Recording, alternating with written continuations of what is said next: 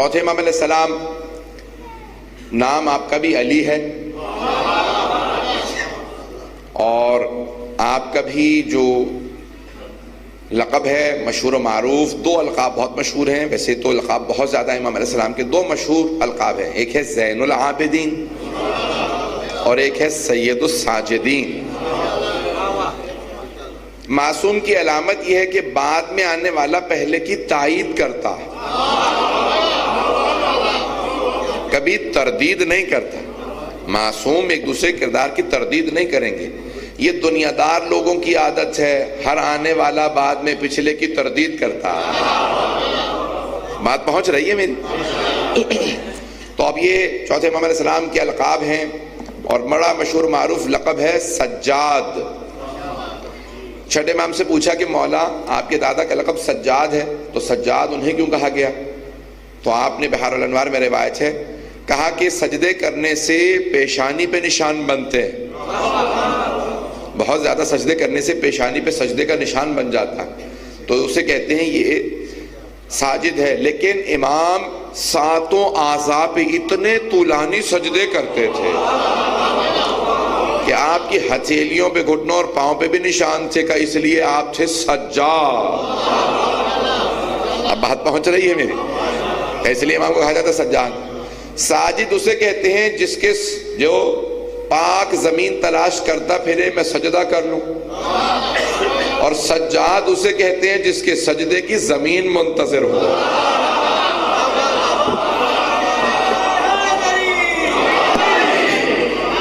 توجہ ہے نا جانے گرام؟ امام علیہ السلام کے سجدوں کی زمین منتظر رہتی تھی، ایک سجدہ مجھ پہ بھی کر دیں تاکہ میں ناز کروں مجھ پہ سجاد نے سجدہ کیا تھا۔ پتہ نہیں لوگ ہیں یا نہیں ہیں، چلتا رہوں گا نا تو آپ بھی ساتھ چلیں گے۔ تو امام علیہ السلام کے سجدوں کی زمین منتظر رہتی تھی کہ جب امام کا سجدہ ہوتا، اور کیسے کیسے سجدے، عزیزان گرامی، انسان سکون کی حالت میں سجدہ کرتا ہے، جب انسان اچھی حالت میں ہو تو سجدہ کرتا ہے۔ چوتھے امام نے مصائب میں بھی سجدے کیے۔ میں آخر میں ایک جملہ پیش کروں گا، اگر انشاءاللہ یاد رہا، لیکن شاید ابھی پیش کر دوں، کہ آپ پوری دنیا میں حالات دیکھیں، موجودہ حالات کے تناظر میں پیش کر رہا ہوں۔ کل میں نے شیخ قاسم سلیمانی میں پیش کیا تھا، کیونکہ وقت نہیں ہوتا بعض اوقات، میں کل پرسوں میں جلدی اگر آ جاؤں تو میں تفصیل سے اور پیش کروں گا۔ دنیا میں آپ جتنے حکمران ہیں، پاکستان میں ہوں، کہیں چلے جائیں، آپ سب سے ایک ہی شکوہ سنیں گے، میرا قصور نہیں ہے، حالات اچھے نہیں تھے، حکومتی خزانے خالی ہیں، ملک میں حالات خراب ہیں، خانہ جنگی ہے، میں کیا کر سکتا ہوں؟ لیکن اتنے حالات کسی کو خراب نہیں ملے ہوں گے جتنے چوتھے امام کو، اگر پہنچا پا۔ مصائب نہیں ہے، یہ ہے تو مصائب، لیکن میں مصائب نہیں پڑھ رہا۔ چوتھے امام نے امامت کب سنبھالی؟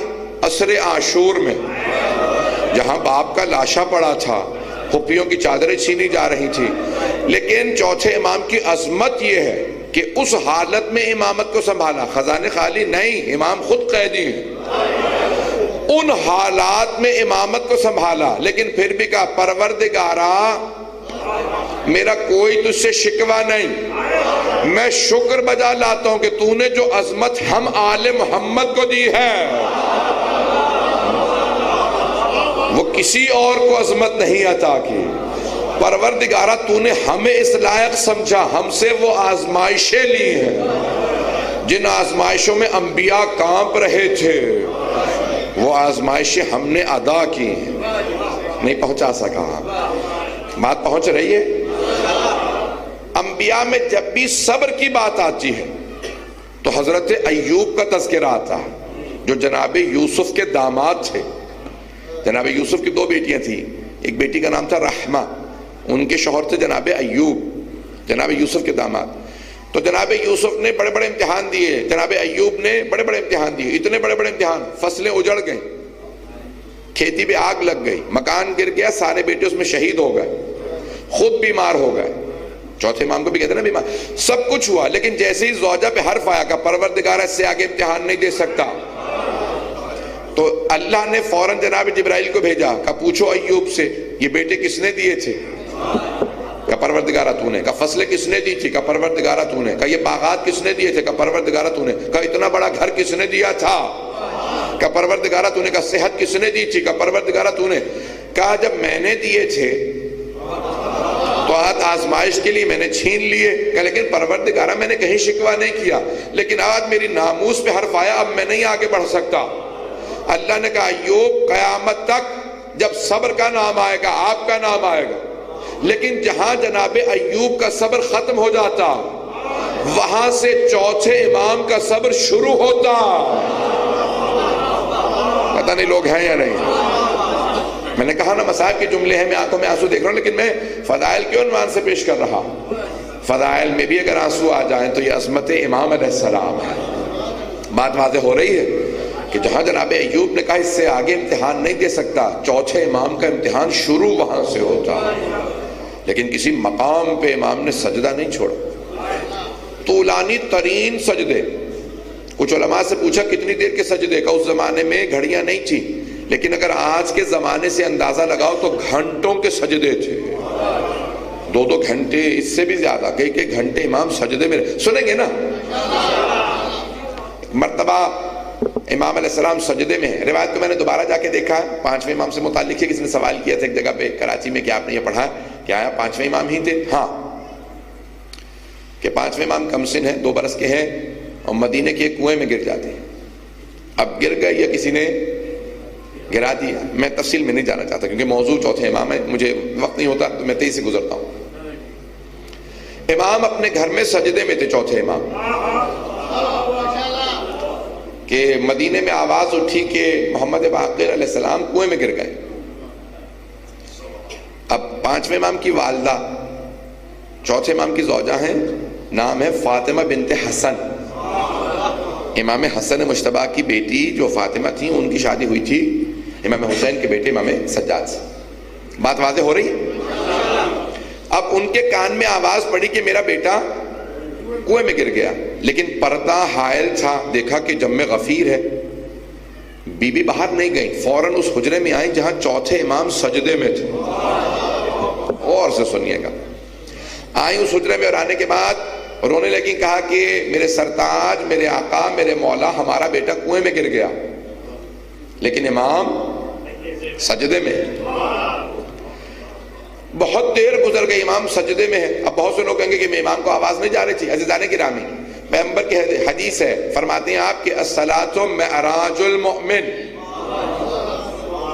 نماز مومن کی معراج ہے. معراج یہاں نہیں ہوتی، معراج وہاں ہوتی ہے.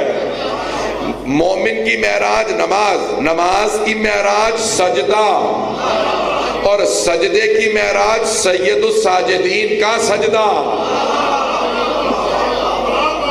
تو امام جب سجدے میں تھے تو یہاں تھے ہی نہیں، وجود یہاں تھا، فکر وہاں تھی. پتہ نہیں لوگ ہیں یا نہیں. اب امام سجدے میں ہے، طولانی ترین سجدہ. زوجہ بار بار کہتی ہیں میرے سرتاج، ہمارا بیٹا کنویں میں گر گیا. بہت دیر بعد امام سجدے سے اٹھے، فوراً اپنی زوجہ سے پوچھا کیا بات ہے کنیز خدا، آنکھوں میں آنسو ہیں؟ تو انہوں نے کہا کہ مولا ہمارا بیٹا کنویں میں گر گیا. تو آپ نے فوراً کہا آنسوؤں کو صاف کر لو، میں ابھی بیٹے کو لے کے آتا ہوں. بھئی وہ بھی کوئی عام بی بی نہیں تھی، انہوں نے فوراً آنسوؤں کو صاف کر لیا. پورا یقین تھا جب امام نے کہہ دیا لے کے آتا ہوں، اس کا مطلب ہے بیٹا صحیح و سالم ہے. بھئی وہ عام بی بی نہیں ہے. چلے جو ابھی تک نہیں پہنچے انہیں پیش کر دوں کہ کون بی بی ہے. عام بی بی نہیں ہے. جب امام نے کہا نا میں ابھی آنسوؤں کو صاف کر لے، میں ابھی بیٹے کو لے کے آتا ہوں، وہ بالکل مطمئن ہو گئی، رونا بند کر دیا. کیوں؟ کیونکہ وہ ہے امام کی بیٹی، امام کی پوتی، امام کی بھتیجی، امام کی زوجہ، امام کی ماں، امام کی دادی. ہر طرف سے امامت میں گھرے تھی، عام بی بی نہیں تھی کہ جن کے ہر رشتے میں کوئی نہ کوئی امام ہو. بات پہنچ رہی ہے نا؟ بس ایک مرتبہ امام چلے. میں اپنے انداز سے پیش کرنا چاہ رہا ہوں امام کیسے چلے ہوں گے. سننا چاہیں گے؟ امام چلے، چوتھے امام چلے پانچویں امام کو کنویں سے نکالنے کے لیے، کیسے چلے؟ میرا دل کہتا ہے امام نے امامت کی قبا اوڑی ہوگی، ولایت کی ابا لی ہوگی، عصمت کا امامہ سر پہ رکھا ہوگا، تولا کی تسبیح لی ہوگی، تبرہ کا ڈنڈا لیا ہوگا، نالین زیب تن کیے، امام چلے، زمین قدموں کے بوسے دینے لگی، آسمان سر پہ سایہ کرنے لگا، جہاں سے لبیک کی صدائیں آنے لگی۔ ایک مرتبہ امام چلے، جیسے ہی گھر کا دروازہ کھلا سب مدینے والے راستہ بنانے لگے، ارے امام آ گئے، سید سجاد آ گئے، راستہ خود بخود بننے لگا، امام کنویں تک پہنچے، اب راستے میں باتیں ہونے لگی، سب کے سب کہہ رہے ہیں ارے اتنی دیر سے آئے ہیں، بچہ تو مر چکا ہوگا، اب آنے کا فائدہ۔ امام کنویں کے پاس پہنچے، ایک مرتبہ دونوں ہاتھ بڑھانے کے بعد کہا پانی میری امانت لوٹا دے۔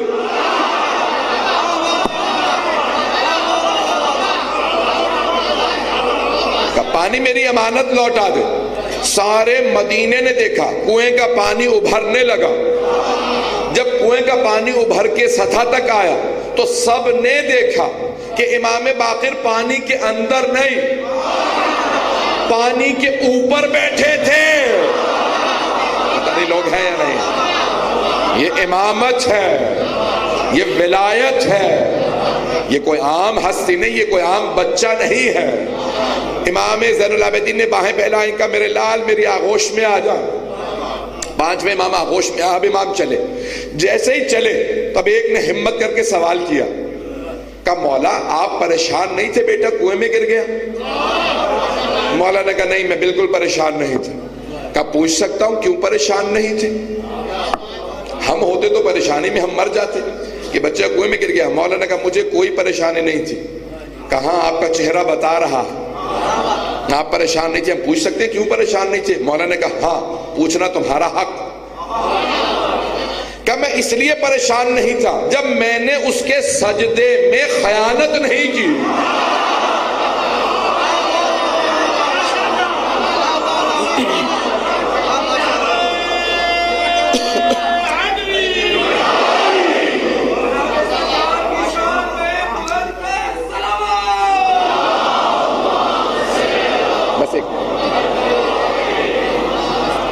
جب میں نے اس کے سجدے میں کوئی خیانت نہیں کی تو وہ میری امانت میں کیسے خیانت کر سکتا ہے؟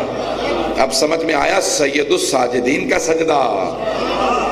عزیزان گرامی پیش کرنا چاہ رہا ہوں، امام کے سجدوں کے علاوہ آپ کی دعائیں بڑی مشہور ہیں۔ دعائیں مشہور ہیں نا امام کی؟ آپ کی دعاؤں کے مجموعے کا نام ہے صحیفہ سجادیہ۔ صحیفہ سجادیہ اگر سننا چاہیں گے تو پیش کروں گا۔ ہم میں سے دیکھیں ایک جملہ کہوں گا، مجھے نہیں معلوم پہنچا پاؤں یا پہنچا نہ پاؤں، پھر بھی جملہ کہوں گا، دیکھتا ہوں کہ آپ کا حسن سماعت کتنا بلند ہے۔ دیکھیں منفی سے منفی نکالنا، منفی سے منفی نکالنا، منفی چیز سے منفی نکالنا، نیگیٹو سے نیگیٹو بات نکالنا، یہ عام بات ہے، ہر آدمی منفی سے منفی نکال لیتا۔ مثبت سے منفی نکالنا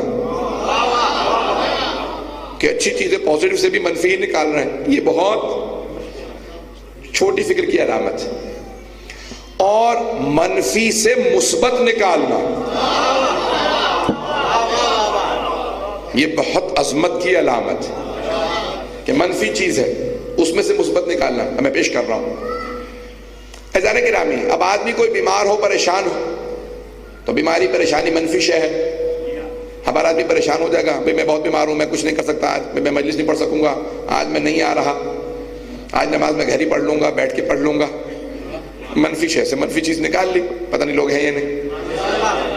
اب اس منفی سے مثبت نکالنا یہ ہر کسی کے پاس کی بات نہیں۔ کوئی خدا نہ کرے کسی پریشانی میں ہو، زندان چلا جائے، جیل میں ہو تو کہے گا میں جیل میں ہوں، روئے گا پیٹے گا شکوہ کرے گا۔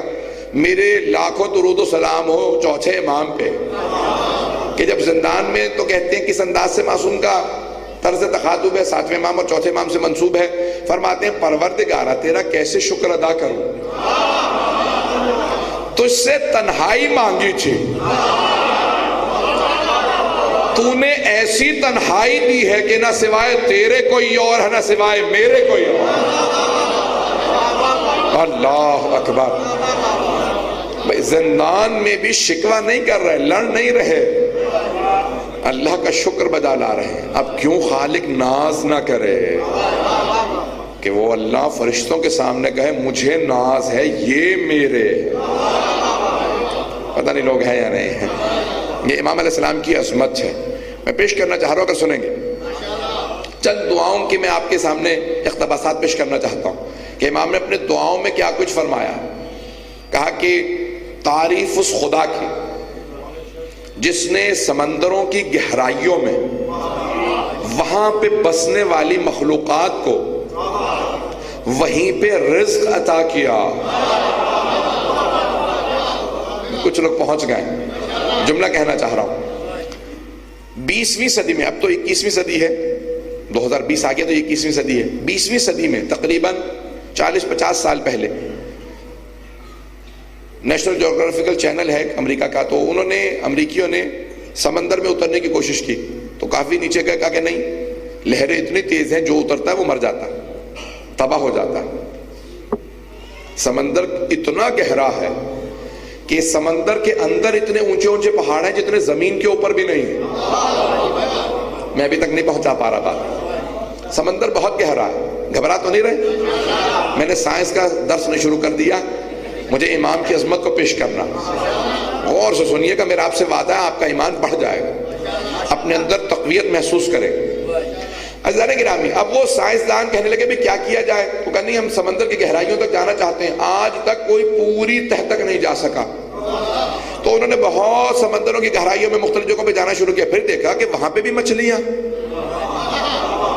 پھر انہوں نے بہت بڑے بڑے کیمرے نیچے اتارے کہ انسان تو نہیں جا سکتے، کیمروں سے معلوم کیا جائے، دیکھا چھوٹی چھوٹی مچھلیاں نہیں ہیں لوگ کا اتنی گہری ہے سمندر، اتنا گہرا ہے کہ اتنی گہرائی میں کئی کلومیٹر نیچے چھوٹی مچھلیاں، اگر وہ اوپر آنا چاہیں تو لہریں تیز ہیں، ویسے ہی مر جائیں گی مچھلیاں، لہروں کی وجہ سے مچھلیاں چھوٹی ہیں، اور اگر آئیں بھی تو ایک مرتبہ اوپر آنے میں انہیں کئی مہینے لگ جائیں گے، کیونکہ کئی کلومیٹر ہیں، چھوٹی مچھلیاں تو کئی مہینے لگ جائیں گے۔ تو بھی یہ سانس کیسے لیتی ہیں؟ نہیں ہے مجمع، اور یہ رزق کہاں سے لیتی ہیں؟ سانس کے بغیر، آکسیجن کے بغیر کوئی جانور جو زندہ ہے وہ زندہ نہیں رہ سکتا۔ تو انہوں نے تحقیقات شروع کی، پتہ چلا زمین کے اندر سے انہیں رزق ملتا ہے، زمین کی گہرائیوں میں کچھ ایسے پودے ہیں جس سے آکسیجن نکلتی ہے، وہ مچھلیاں وہاں سے لے لیتی ہیں، کچھ مچھلیوں کے اپنے جسم سے آکسیجن نکلتی ہے، اسی کو کھاتی ہیں۔ پتہ نہیں لوگ ہیں یا نہیں۔ سائنس نے 20ویں صدی میں جا کے معلوم کیا وہ مچھلیاں اوپر نہیں آتی، وہ وہیں رزق پاتی ہیں۔ چوتھے امام نے 1400 سال پہلے دعا میں کہا، پروردگارا تعریف تیری کہ تو نے سمندروں کی گہرائیوں میں بسنے والی مخلوقات کو وہیں پہ رزق دیا، وہ اوپر نہیں آتی، وہیں رہتی ہے۔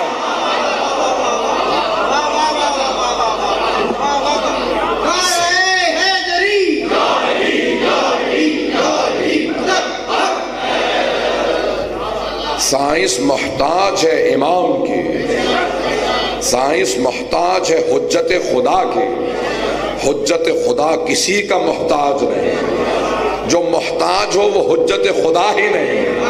پتہ نہیں لوگ پہنچ رہے نہیں پہنچ رہے۔ یہ امام کی عظمت ہے، جو محتاج ہو، جو علم کی کمی رکھتا ہو وہ امام نہیں ہو سکتا۔